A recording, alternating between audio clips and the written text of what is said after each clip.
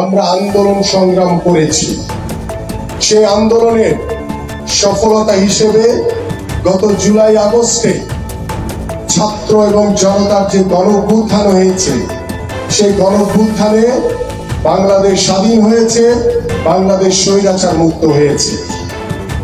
সেই স্বৈরাচার মুক্ত বাংলাদেশে আপনাদের সকলকে আন্তরিকভাবে ধন্যবাদ এবং কৃতজ্ঞতা প্রকাশ করছি।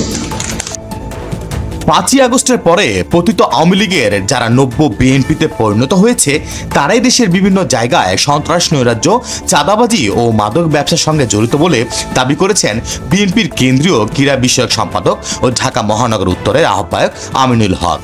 নেতাকর্মীদের উদ্দেশ্যে তিনি বলেন, বিএনপির ভারপ্রাপ্ত চেয়ারম্যান তারেক রহমান নির্দেশনা দিয়েছেন বিএনপিতে সন্ত্রাস, নৈরাজ্য, চাঁদাবাজ ও মাদকের বিরুদ্ধে জিরো টলারেন্স দেখাতে হবে।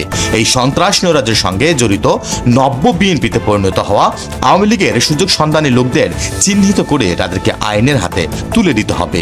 আপনার এই বাংলাদেশটিকে সুন্দরভাবে গড়ার জন্য আমাদের সকলকে দায়িত্ব নিতে হবে। আপনাদের প্রত্যেককে একজন আন্দোলন হিসেবে কাজ করতে হবে। তাহলে আমরা একটি সুন্দর সমাজ করতে পারবো, একটি সুন্দর বাংলাদেশ করতে পারবো। বুধবার 27 নভেম্বর বিকেলে রাজধানীর রূপনগর থানা বিএনপি ও অঙ্গ সহযোগী সংগঠনের উদ্যোগে সন্ত্রাস, নৈরাজ্য, চাঁদাবাজি ও মাদকের বিরুদ্ধে এক সমাবেশে প্রধান অতিথির বক্তব্যে আমিনুল হক এসব কথা বলেন। বিএনপির এই নেতা বলেন, গত 15 বছর ধরে মানুষ তাদের অধিকার আদায়ের জন্য, গণতন্ত্র পুনরুদ্ধারের জন্য, ভোটের অধিকারের জন্য এবং একটি অবাধ ও সুষ্ঠু নির্বাচনের জন্য সংগ্রাম করে আসছে। সেই অবাধ, সুষ্ঠু নির্বাচন হলে বিএনপিকে এদেশের মানুষ ভোট দিয়ে নির্বাচিত করবে।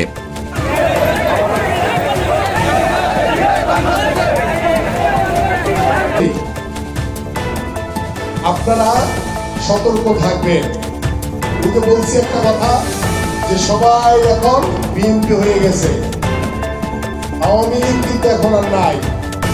তিনি বলেন, অন্তর্বর্তীকালীন সরকারের প্রতি এদেশের সাধারণ মানুষের সমর্থন রয়েছে, আমাদের বিএনপিরও সর্বোচ্চ সমর্থন রয়েছে।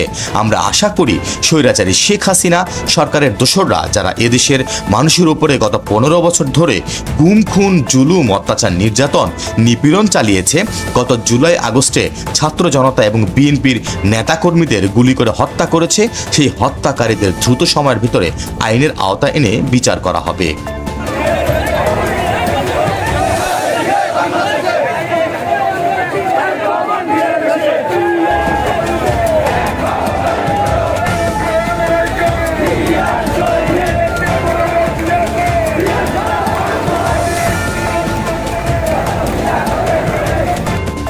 সেই জনগণের পাশে থাকবো, সেই সাধারণ মানুষের পাশে থাকবো, সেই সাধারণ মানুষের ভাষা বুঝে আমাদের প্রত্যেকটি কাজ করতে হবে।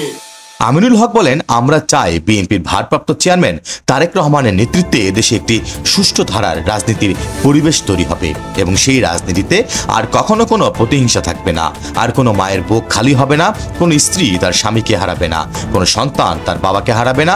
আমরা সেই রাজনীতি দেখতে চাই বাংলাদেশে। রূপনগর থানা বিএনপির আহ্বায়ক জহিরুল হকের সভাপতিত্বে এবং থানা বিএনপির সিনিয়র যুগ্ম আহ্বায়ক প্রকৌশলী মজিবুল হকের সঞ্চালনায় সমাবেশে আরও বক্তব্য রাখেন ঢাকা মহানগর উত্তর বিএনপির যুগ্ম আহ্বায়ক মোস্তাফিজুর রহমান সেগুন, ফেরদৌসী আহমেদ মিষ্টি, স্বেচ্ছাসেবক দল ঢাকা মহানগর উত্তরের সভাপতি শেখ ফরিদ হোসেন প্রমুখ নেতৃবৃন্দ। আরও সেখানে উপস্থিত ছিলেন রূপনগর থানার যুবদলের সিনিয়র যুগ্ম আহ্বায়ক নাইম হোসেন আল মামুন। তার নেতৃত্বে এক বিশাল মিছিল এসে উপস্থিত হয় ওই সমাবেশে।